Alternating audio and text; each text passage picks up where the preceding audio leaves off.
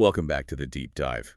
Today we're going to walk you through a story that feels like it's pulled from the darkest corners of a nightmare. It's a story about a quiet suburban street, a seemingly kind, grieving couple, and a trap laid with such meticulous care.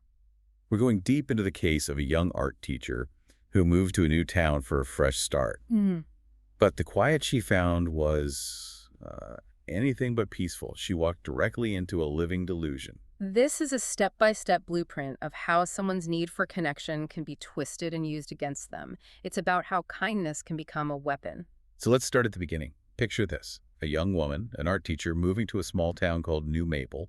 She rents a little house, number 214. And she's there for a reason. Yeah. She's recovering from a bad breakup, looking for solitude, maybe a sense of belonging she's lost. Basically the perfect target. The perfect vulnerable profile, absolutely.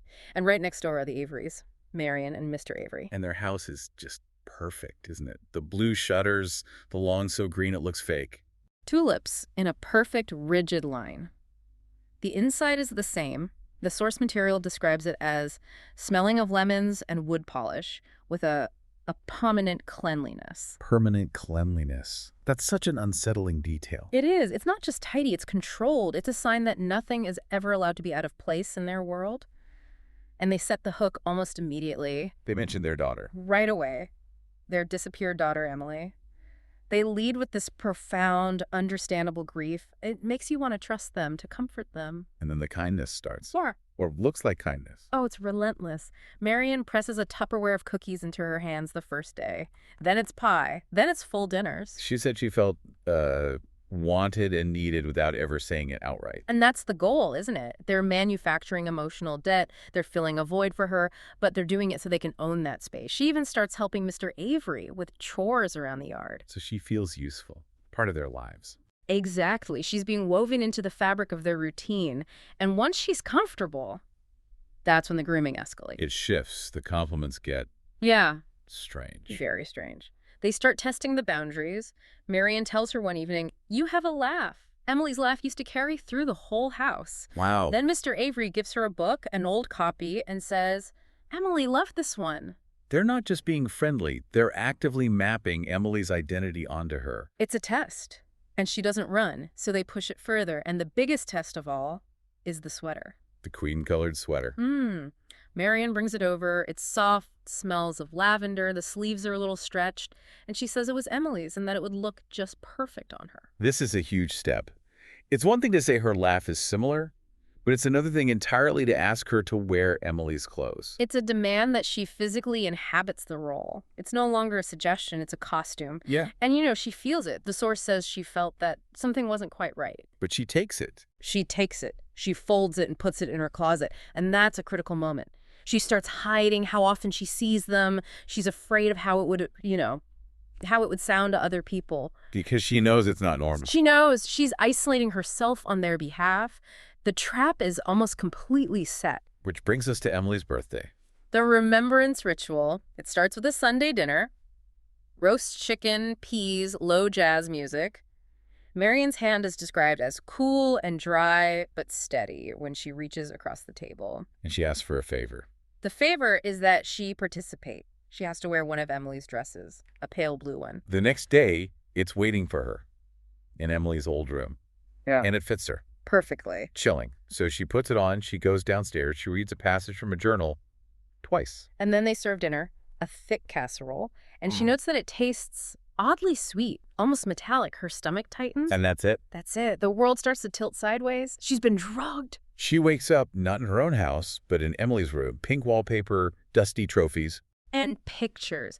Dozens of pictures of Emily arranged with what the source calls obsessive precision. Mr. Avery comes in, and the gaslighting is immediate.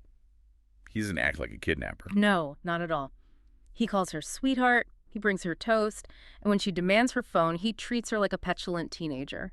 He says, "You know you're grounded, Emily.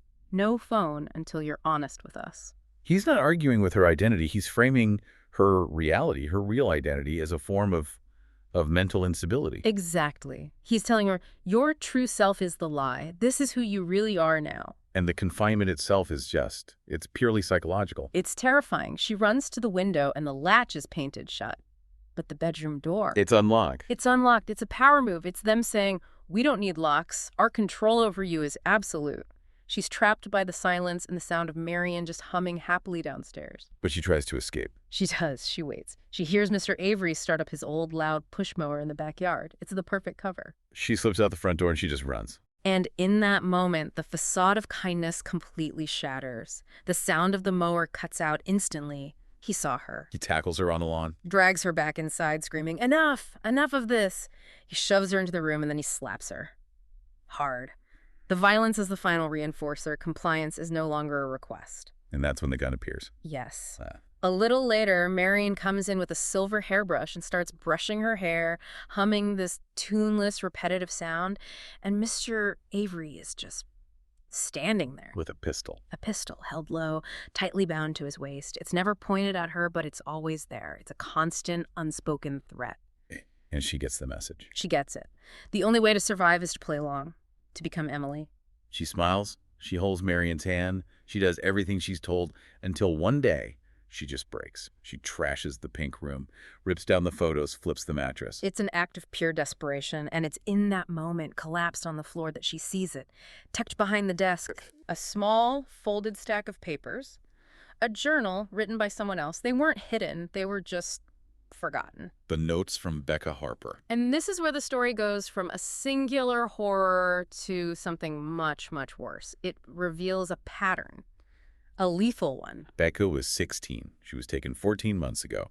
After the real, Emily disappeared, but before our art teacher ever moved in. And her story in the journal is almost identical. Targeted on Facebook, told her parents didn't want her, isolated, hit by Mr. Avery, gradually forced to become Emily. The art teacher realizes she's not the first. She's a replacement for a replacement. And then she reads Becca's very last entry. I think they're going to kill me. And that changes everything. She understands this isn't about love or grief, it's a cycle. Yeah. The Averys find a girl, they force her into a role, and when she stops being perfect, or maybe when the birthday comes around again, they dispose of her. She's on borrowed time. Exactly. And then comes the knock on the door. A firm, practiced knock. It's the police. They're following up on her missing person report.